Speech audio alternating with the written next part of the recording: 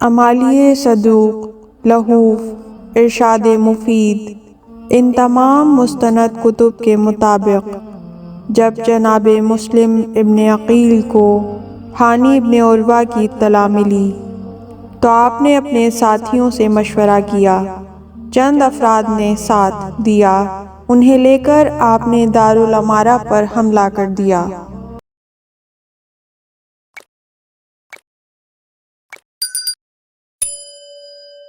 ابن زیاد نے دارالامارہ کا دروازہ بند کر دیا۔ غروب آفتاب تک گھیراؤ جاری رہا۔ ابن زیاد کے مبلغین دارالامارہ کی چھت سے ان لوگوں سے کہتے رہے، آج تمہیں کیا ہو گیا ہے؟ ابن زیاد نے تمہارا وظیفہ دگنا کر دیا ہے، بھلا تم مٹھی بھر افراد کیا کر سکو گے؟ کل تک تو تم علی اور حسن کے خلاف معاویہ کا ساتھ دیتے رہے ہو۔ دوسری طرف لوگ آنے لگے۔ یہ عالم تھا کہ عورت آ کر بیٹے سے کہتی، اتنے سارے لوگ موجود ہیں، اگر تو نہ لڑا تو کون سا پہاڑ ٹوٹ جائے گا، چل میرے ساتھ۔ بھائی بھائی کو لے گیا، باپ بیٹے کو لے گیا۔ جب شام کا اندھیرا چھا گیا تو جناب مسلم ابن عقیل کے ساتھ صرف 10 آدمی رہ گئے۔ آپ مسجد میں آئے، نماز پڑھی۔ جب فارغ ہوئے تو وہ 10 بھی جا چکے تھے۔ آپ تنہا گلیوں میں چلنے لگے۔ ایک مقام پر آپ کو پیاس لگی، ایک دروازے پر کھڑے ہو کر پانی مانگا۔ طوع نامی عورت نے آ کر پانی دیا۔ آپ پانی پی کر وہیں بیٹھ گئے۔ اس نے کہا، بندہ خدا، آپ نے پانی پی نہیں لیا؟ سفیر حسین نے فرمایا، پی لیا ہے۔ طوع نے کہا، جب پانی پی لیا ہے تو گھر کی راہ لیں، میرے دروازے پر نہ بیٹھیں۔ مسلم نے سر جھکا لیا اور فرمایا، میرا یہاں نہ گھر ہے اور نہ قبیلہ۔ طوع نے کہا، تو کون ہے؟ آپ نے فرمایا، میں مسلم ابن عقیل ہوں۔ طوع نے کہا، اگر آپ مسلم ہیں تو پھر باہر نہ بیٹھیں، اندر تشریف لائیں۔ آپ اندر تشریف لے گئے۔ اس نے علیحدہ کمرے میں بٹھایا اور عرض کی، اے آل رسول، آپ ان میں کیسے پھنس گئے؟ میں عورت ہوں، پھر بھی بہت کچھ سنتی رہتی ہوں۔ یہ لوگ تو آپ کے دشمن ہیں۔ معاویہ نے بھرے کوفے سے چن چن کر شیعان علی کو شہید کرا دیا تھا۔ اکثر لوگ تو کوفہ چھوڑ کر ترک وطن کر گئے ہیں۔ یہ لوگ دل و جان سے شیعان معاویہ ہیں، صرف معاویہ کے گورنروں سے نالہ ہیں اور یزید کو یہ سبق دے رہے ہیں کہ ہم اہل کوفہ مخالفت بھی کر سکتے ہیں۔ ان لوگوں نے تو تمہارا سہارا لیا ہے۔ پورے کوفے میں گنتی کے چند افراد کے سوا آل محمد کا اب کوئی خیر خواہ نہیں بچا، اور جو آپ کے شیعہ ہیں وہ یا تو شہید ہو گئے یا ترک وطن کر گئے یا کچھ نامعلوم مقام پر جا چھپے۔ ان لوگوں کو ان پر کوئی بھروسہ نہیں ہے۔ مسلم ابن اوسجہ اور ابو تمامہ سیداوی کے سوا آپ کے ساتھ کوئی بھی مخلص نہیں ہے، لیکن یہ دو آپ کی کیا مدد کریں گے اور کہاں تک مدد کریں گے؟ ان کے قبیلے معاویہ کے وظیفہ خوار ہیں۔ جناب مسلم ابن عقیل نے فرمایا، تو ٹھیک کہتی ہے۔ اس کے بعد آپ مصروف عبادت ہو گئے۔ طوع کا بیٹا محمد ابن اشعث کے دستے میں سپاہی تھا۔ رات گئے گھر آیا اور سو گیا۔ صبح کو جب اس نے ماں کو دوسرے کمرے میں پانی لے جاتے دیکھا تو اس نے پوچھا، وہاں کون ہے؟ طوع نے پہلے تو انکار کیا، لیکن جب اس نے زیادہ اصرار کیا تو قسم لے کر اسے بتا دیا۔ وہ خبیث چپ چاپ باہر آیا اور محمد کو بتا دیا۔ ادھر ابن زیاد نے حسین بن نمیر جو پہرے داروں کا سربراہ تھا اس کو سختی سے حکم دیا کہ کوفے کے ہر کوچے میں پہرا بٹھا دے۔ مسلم اگر کوفے سے نکل گیا تو تیری خیر نہیں، تجھے وسیع اختیارات ہیں، جس گھر میں تجھے شک ہو اہل خانہ سے اجازت لیے بغیر اندر چلا جا۔ صبح کو طوٰا کے بیٹے نے اس وقت محمد کے کان میں آ کر اطلاع دی جب محمد ابن زیاد کے پاس بیٹھا تھا۔ ابن زیاد نے اندازہ لگا لیا کہ مسلم ہی کی اطلاع ہے۔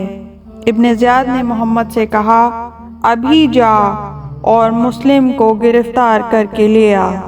محمد 500 کا دستہ لے کر جناب مسلم کی گرفتاری کے لیے چلا گیا۔ طوٰا نے جناب مسلم سے پوچھا، میں سمجھتی ہوں کہ آپ ساری رات مصروف عبادت ہی رہے ہیں۔ جناب مسلم نے فرمایا، تھوڑی دیر کے لیے سویا تھا، آنکھ لگ گئی تھی۔ امام علی نے خواب میں فرمایا ہے، مسلم ہم تیرا انتظار کر رہے ہیں، جلدی آ۔ میرا اندازہ ہے کہ بس آج میری زندگی کا آخری دن ہے۔ یہی بات فرما رہے تھے کہ باہر گھوڑوں کی ٹاپوں کی آواز آئی۔ مسلم ابن عقیل اٹھے، طوٰا سے فرمایا، آپ کے بیٹے نے اطلاع دے دی ہے اور اب ابن زیاد کے سپاہی مجھے گرفتار کرنے کی خاطر آ رہے ہیں۔ آپ نے زرہ پہنی، تلوار میان سے نکالی اور گلی میں آ گئے۔ کئی مرتبہ آپ نے ان کے حملے کو پسپا کیا۔ بکر ابن حمران کی ایک ضرب آپ کے چہرے پر لگی جس سے آپ کا ایک ہونٹ اور 2 دانت کٹ گئے۔ دوسری ضرب وہ لگانا چاہتا تھا کہ آپ نے اسے واصل جہنم کر دیا۔ آپ ایک ایک کو اٹھا کر پھینکتے تھے، مکانوں کی چھتوں کے اوپر سے ہو کر دوسری جانب جا کر گرتے تھے۔ جب انہوں نے دیکھا کہ ایسے قابو میں نہیں آ رہے تو انہوں نے چھتوں پر سے آگ اور پتھر برسانا شروع کر دیے۔ آپ نے کافی یزیدیوں کو واصل جہنم کیا۔ جب محمد ابن اشعث ابو بکر کے بھانجے نے دیکھا کہ میرے سپاہی کم ہو گئے ہیں تو اس نے ابن زیاد کو کمک بھیجنے کا پیغام بھیجا۔ ابن زیاد نے جواب میں کہا، تجھے شرم نہیں آ رہی ہے؟ تنہا ایک آدمی ہے اور تیرے ساتھ 500 تھے۔ محمد نے جواب دیا، کیا تو مسلم کو کوفے کا سبزی فروش سمجھ رہا ہے؟ یہ محمد ابن عبداللہ کی تلواروں میں سے ایک تلوار ہے۔ ابن زیاد نے اور کمک بھیجی۔ اسی اثنا میں جناب مسلم کو دم لینے کا موقع مل گیا تھا۔ آپ نے ایک مرتبہ پھر زرہ درست کی اور تلوار لے کر پھر ان پر حملہ کیا۔ جناب مسلم کا جسم تیروں سے چھلنی ہو گیا تھا۔ جب دوسری کمک بھی ناکام ہوئی تو محمد نے تیسری مرتبہ پھر مدد مانگی۔ ابن زیاد نے تیسری مرتبہ کمک بھیجنے کے ساتھ محمد کے نام پیغام بھیجا، ظالم، یہ تو کیا کر رہا ہے؟ لڑنے والے تو وہی ہیں جو تو مسلم کے ہاتھوں مروا دے گا۔ حسین اور عباس سے کون لڑے گا؟ مسلم کو فریب دے۔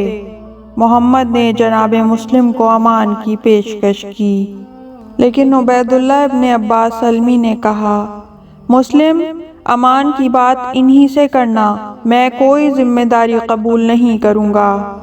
جناب مسلم نے محمد سے فرمایا، تو مجھے دھوکے سے گرفتار کرنا چاہتا ہے؟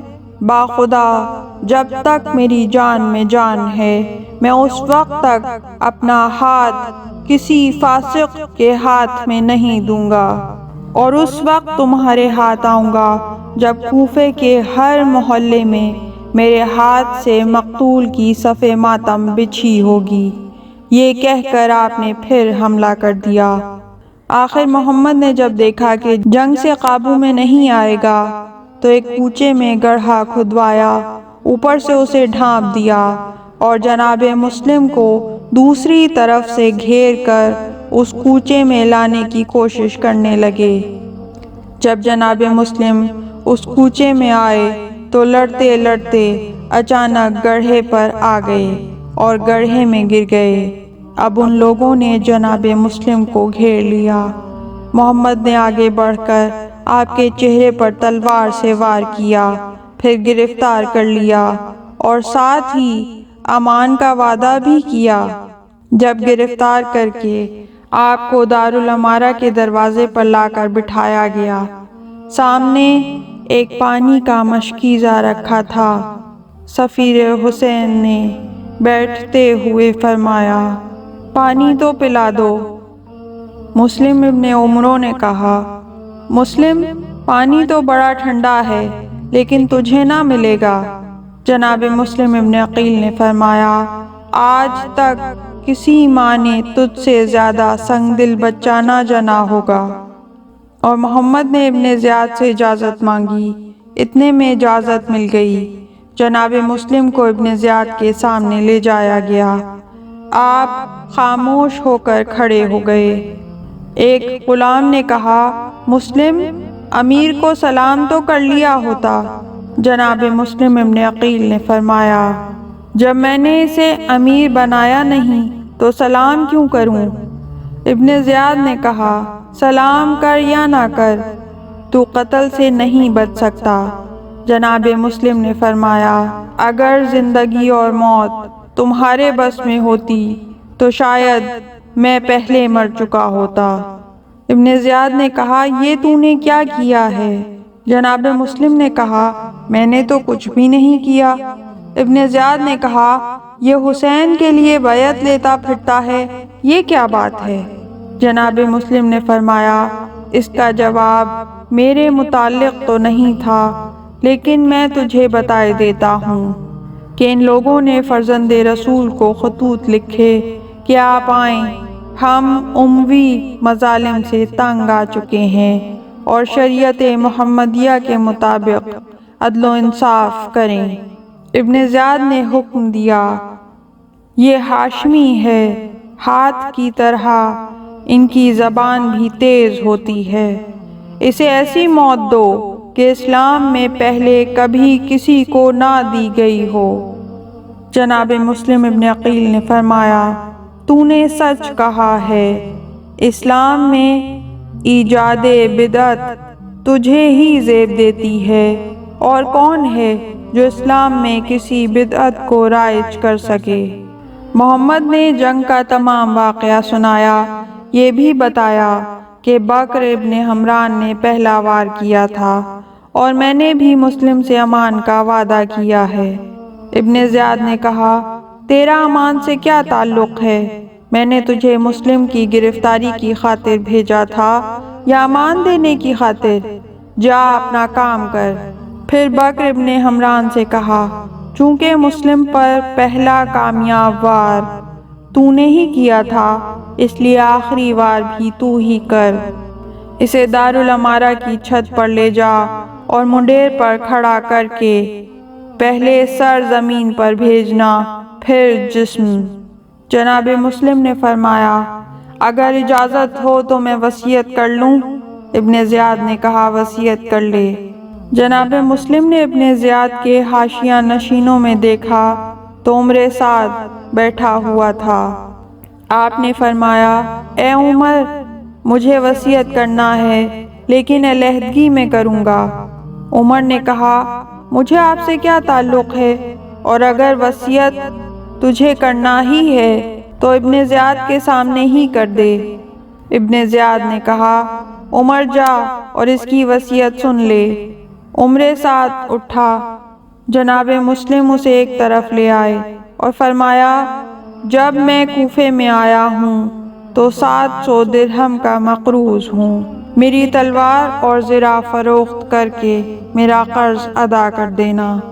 میری شہادت کے بعد میرا جسم ابن زیاد سے لے کر دفن کر دینا، اور میں نے فرزند رسول کو کوفے آنے کے متعلق لکھا تھا، میری طرف سے اسے خط لکھ کر بھیج دینا کہ وہ نہ آئیں۔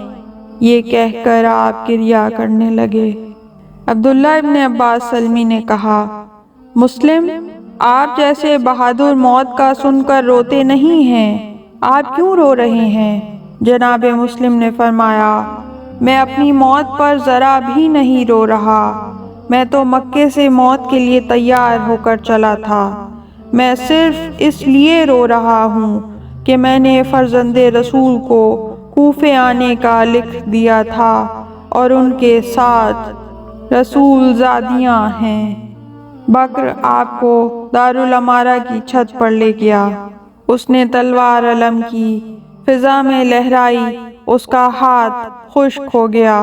ابن زیاد نے دوسرا آدمی بھیجا، وہ مر گیا، پھر تیسرا آدمی بھیجا، اس نے آپ کو شہید کیا، اور اس طرح شہید کیا کہ تلوار چلائی، سر تن سے جدا ہو کر چھت سے نیچے گرا، اور اس کے بعد مسلم ابن عقیل کے جسم اطہر کو ظالموں نے چھت سے نیچے گرایا۔ ابن زیاد نے پوچھا، جب چھت پر لے جا رہے تھے تو کیا کہتا تھا؟